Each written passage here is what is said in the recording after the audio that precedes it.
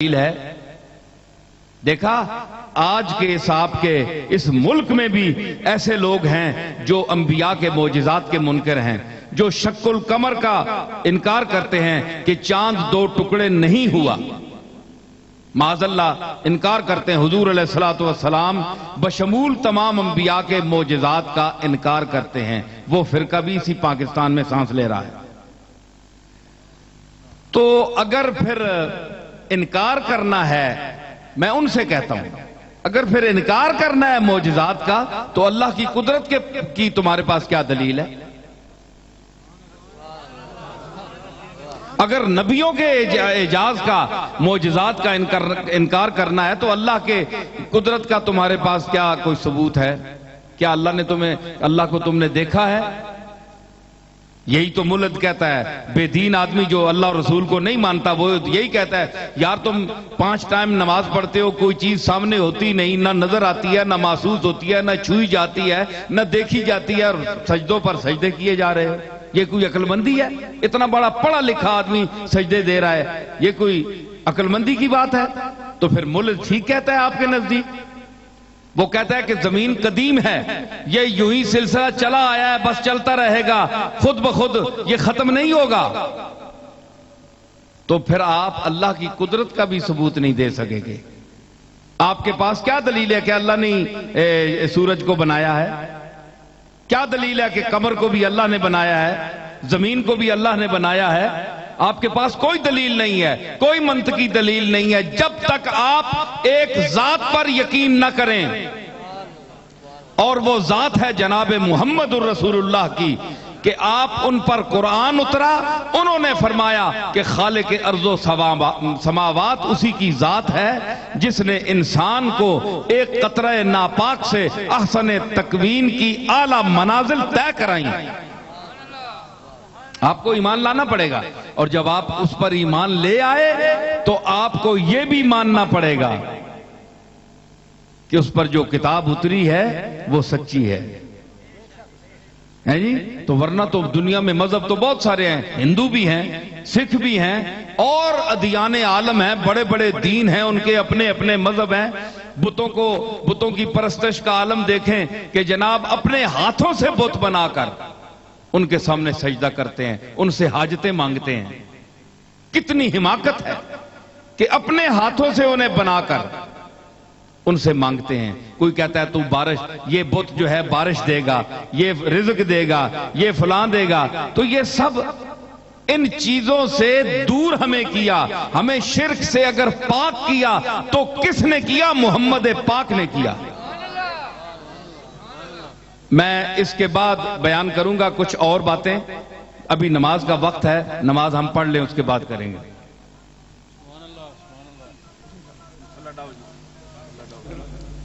نماز عصر کی وجہ سے کچھ دیر کے لیے گفتگو موقوف ہوئی۔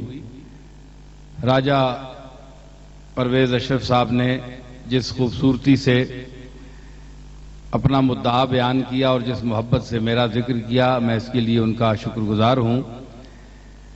اصل میں یہی محبت ہے اور یہی تعلق ہے جو انسانوں کو انسانوں کے قریب لاتا ہے۔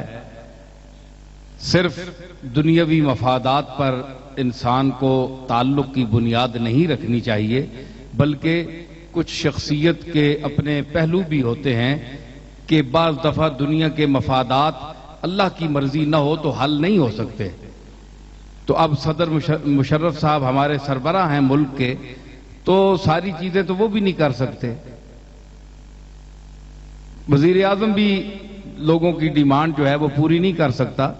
تو اگر اللہ دینا چاہے تو کسی کے ہاتھ سے کرا دیتا ہے، تو اصل میں منظوری ادھر سے ہوتی ہے۔ تو اس لیے صرف دنیاوی مفادات پر بھی تعلق نہیں رکھنے چاہیے، شخصیت اور انسان کو بھی دیکھنا چاہیے۔ تو میں جس موضوع پر گفتگو کر رہا تھا، اب یہ کوئی جملہ یاد ہے؟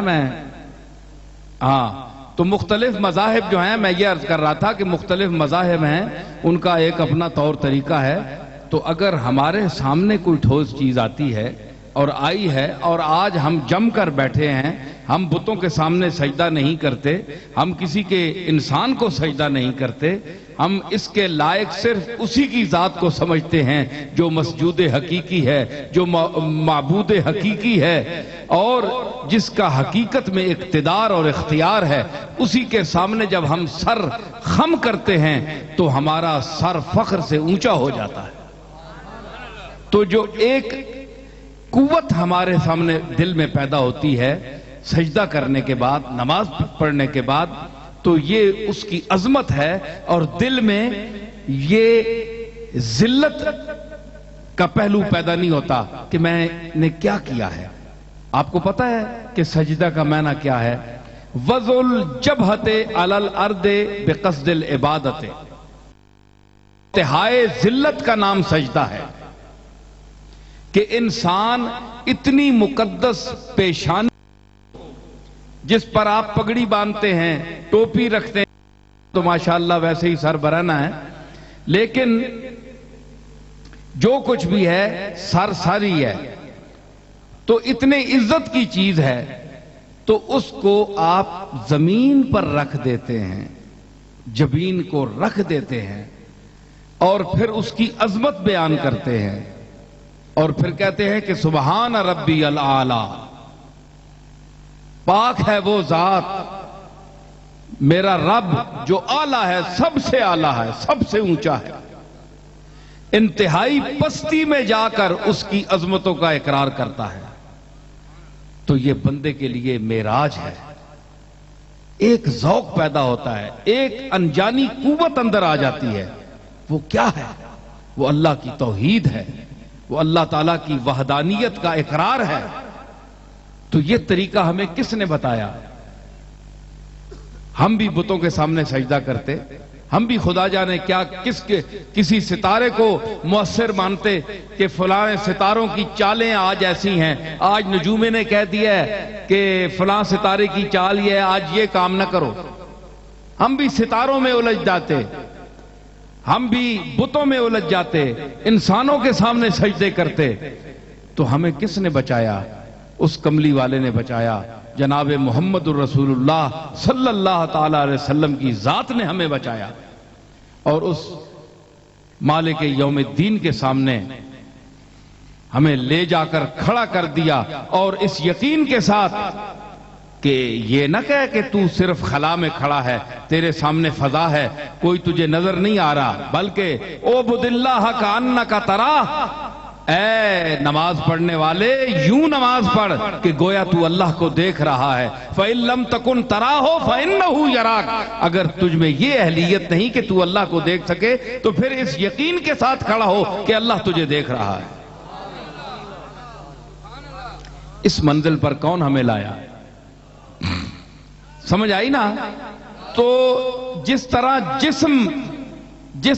جسم صحت مند بھی ہوتا ہے، بیمار بھی ہوتا ہے، اسی طرح روح صحت مند بھی ہوتی ہے، بیمار بھی ہوتی ہے. روح کی بیماری اور ہے، جسم کی بیماری اور ہے.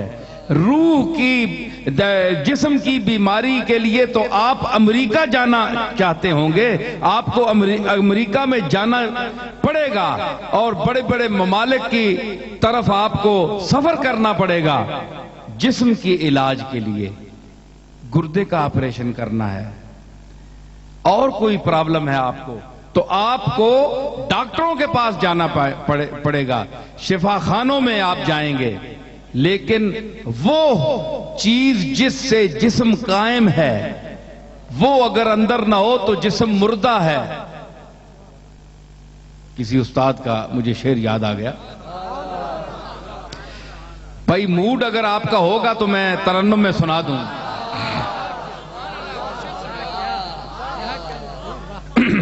ہاں ذوق کی بات ہے نا، ایک دنیاوی محفل ہے لیکن اس کو دینی ذوق دے دیں، ایک روحانی ذوق دے دیں کہ روح جو ہے، روح کے ساتھ جسم قائم ہے. اگر روح اندر نہ ہو تو جسم جو ہے فضول ہے، اس کا کوئی فائدہ نہیں. وہ کہتا ہے وبال دوش ہے وہ جسم جسم جس میں روح نہیں، وبال دوش ہے وہ جسم جس میں روح نہیں۔